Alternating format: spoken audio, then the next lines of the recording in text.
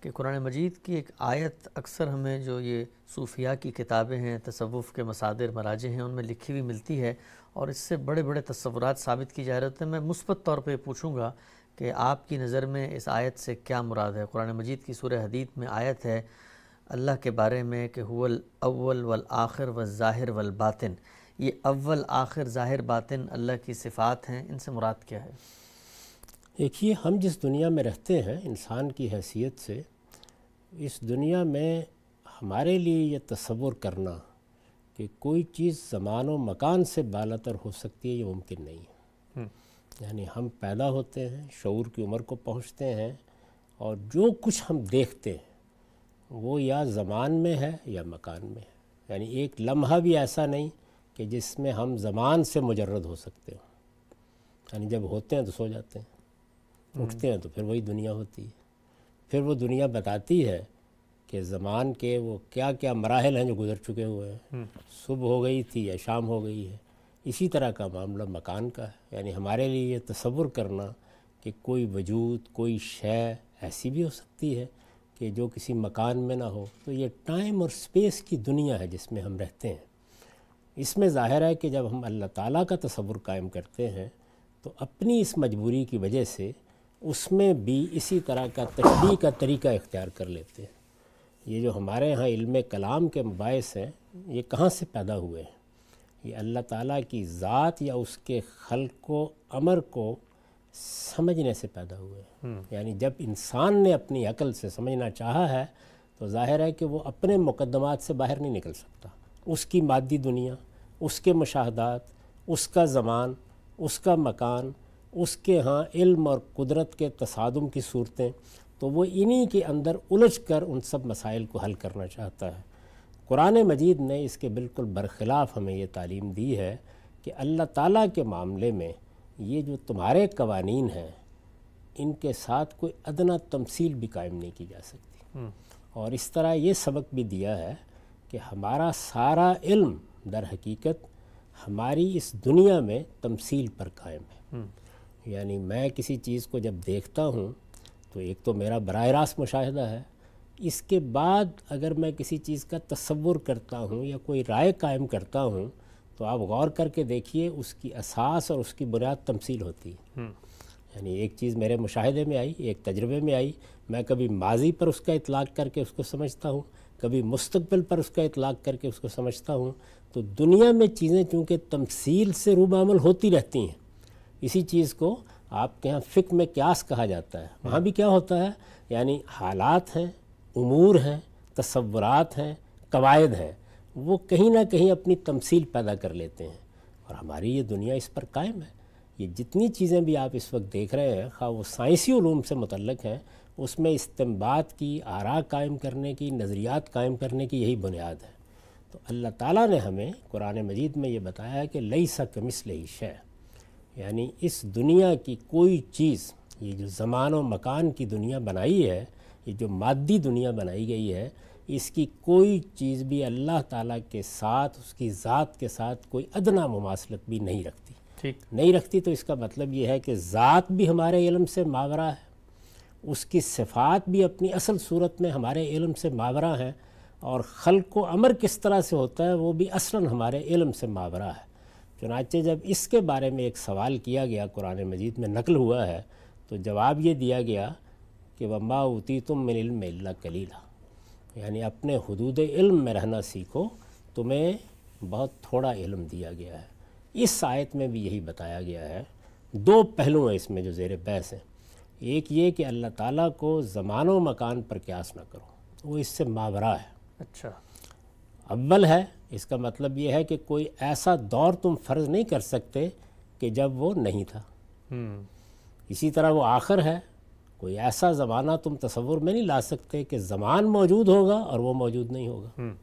اسی طریقے سے مکان کا معاملہ ہے، مکان میں چیزیں اوپر ہوتی ہیں، نیچے ہوتی ہیں، دائیں ہوتی ہیں، بائیں ہوتی ہیں، وہ ظاہر بھی ہے اور باطن بھی ہے۔ تو یہ اللہ کی صفات ہیں جو بیان کی گئی ہیں کہ وہ زمان و مکان کی محدودیتوں سے بالا تر ہے۔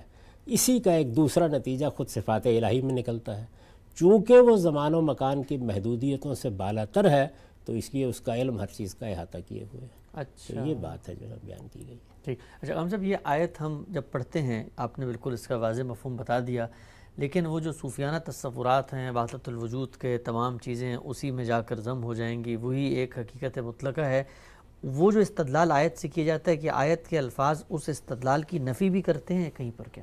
آیت کا اس سے کوئی تعلق ہی نہیں، اس میں یہ بیان نہیں کیا گیا کہ جو کچھ تم دیکھتے ہو یہ اللہ ہے، یعنی ظاہر ہے نا یہ سب کچھ، یا جو تمہیں نظر نہیں آتا وہ اللہ ہے۔ تو یہ الٹ کر ترتیب استدلال لوگوں نے قائم کر لی ہے۔ یہاں یہ نہیں بیان کیا گیا کہ ظاہر اللہ ہے اور باطن اللہ ہے اور اول اللہ ہے اور آخر اللہ ہے، یہ کہا گیا اللہ اول ہے، اللہ آخر ہے، اللہ ظاہر ہے، اللہ باطن ہے، اور نتیجہ کیا ہے؟ زمان اور مکان کی محدودیتوں سے بالا تر ہے۔ اس کو زمان و مکان میں رہنے والی ایک مخلوق اپنے تصور میں لانے کی صحیح نہ کرے، وہ ان چیزوں سے بالا تر ہے۔ لیس کمثلہ شیء، یہ جو ہمارے ہاں وحدت الوجود اور اس طرح کے تصورات پیدا ہوئے ہیں، وہ در حقیقت اسی صحیح کا نتیجہ ہے۔ یعنی ہم خلق کو سمجھ لیں، ہم امر کو سمجھ لیں، ہم ذات خداوندی کا انسان کے ساتھ ریلیشن ذاتی سطح پر دریافت کر لیں، یہ کوشش کی گئی ہے۔ اور اگر آپ غور کر کے دیکھیں تو اس میں بنائے استدلال کیا ہے؟ انسان کا تخیل۔ اور پھر اس کے بعد جو اس سے دلچسپی رکھنے والے لوگ ہیں وہ بھی استدلال کرتے ہیں کہ انسانیت کے اندر ایک جمالیاتی احساس ہے، اس کی اس سے تسکین ہوتی ہے۔ تو جمالیاتی احساس کی تسکین شاعری سے کر لیں، فنون لطیفہ سے کریں، مصوری سے کریں، موسیقی سے کریں، کوئی گانا بجانا سن لیں، غنا میں لطف لیں۔ یعنی اس کے لیے مذہب کو تختہ مشق بنانے کی کیا ضرورت ہے؟ مذہب حقائق کا نام ہے، اور وہ حقیقت یہ ہے کہ ذات خداوندی اپنی ذات کی حیثیت سے اور اس کا خلق و امر ہمارے علم کے حدود سے ماورا ہے۔ یہ تعلیم ہے قرآن مجید کی۔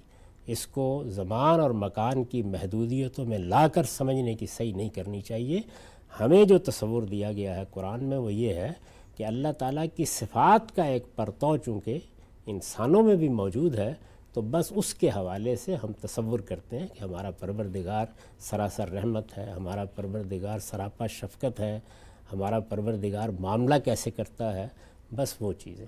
اس کی ذات اور اس کا خلق و امر یہ ہمارے حدود سے ماورا ہے، یہ تعلیم ہے قرآن مجید کی۔ ٹھیک۔ اچھا غلام صاحب، اسی سے متعلق سوال میں آپ سے پوچھنا چاہوں گا، پھر ہم جب کسی کو کوئی خدا کو نہیں مانتا اور اس کو خدا کی طرف لانا چاہتے ہیں اور اس کو یہ بتانا چاہتے ہیں کہ خدا ہے، یہ حقیقت ہے، تو جب آپ کی شروع میں یہ بات اس کو بتا دی جائے کہ یہ ہمارے علم اور احاطہ ادراک سے ماورا ایک ذات ہے، تو پھر ہم اس کو اس خدا کا تعارف یا خدا کی طرف قائل کیسے کریں گے؟ یہ بات یہ ہے کہ ہم نے یہ کب دعویٰ کیا ہے کہ ہم خدا کو دیکھ کے آئے ہیں، یا خدا ہمارے معمل میں یا لیبارٹری میں پڑا ہوا ہے اور ہم نے اس کے اجزاء کو تحلیل کر کے دیکھ لیا ہے تو آئیے آپ کو دکھانے کے لیے آئے ہیں۔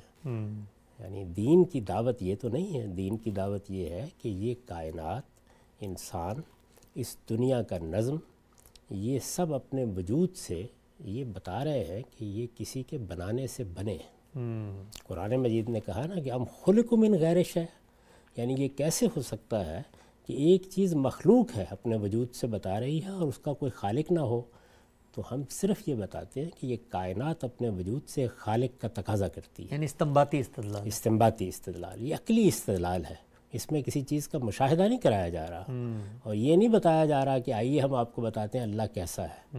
اس کے بعد جب ایک انسان اس چیز کی معقولیت کو سمجھ لیتا ہے تو اسے بتایا جاتا ہے کہ اللہ تعالیٰ کی آیات کا مشاہدہ انبیاء علیہ السلام کو ہوا ہے، اور انہوں نے ہمارے لیے اس کی شہادت دے دی، اور ان کی یہ شہادت اس لیے صوفیانہ شہادت کے مقابلے میں ہر لحاظ سے قابل قبول ہو گئی ہے کہ اس کے نتائج ہمارے سامنے ہیں اور ہم اس کا جائزہ لے سکتے ہیں، اور وہ قرآن مجید کی صورت میں۔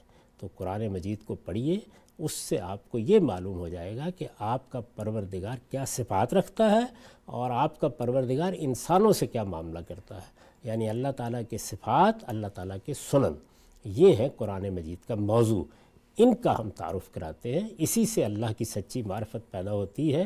اللہ تعالیٰ کی ذات یا اس کے خلق و امر کی نوعیت یہی ہے کہ جس کو فلسفے نے اپنا موضوع بنائے رکھا صدیوں تک۔ یہ عالم امثال کی بحثیں، یہ مابعد طبیعیات کے باہمی تعلقات، یہ کیا چیز تھی؟ یہی کچھ تھا، اور اسی کو بعد میں صوفیہ نے اپنے مشاہدات سے بیان کرنے کی کوشش کی ہے، اس کی کوئی حیثیت نہیں ہے۔ اللہ تعالیٰ نے قرآن میں بتا دیا ہے کہ یہ ہمارے حدود علم سے ماورا ہے، وَمَا أُوتِيتُم مِّنَ الْعِلْمِ إِلَّا قَلِيلًا۔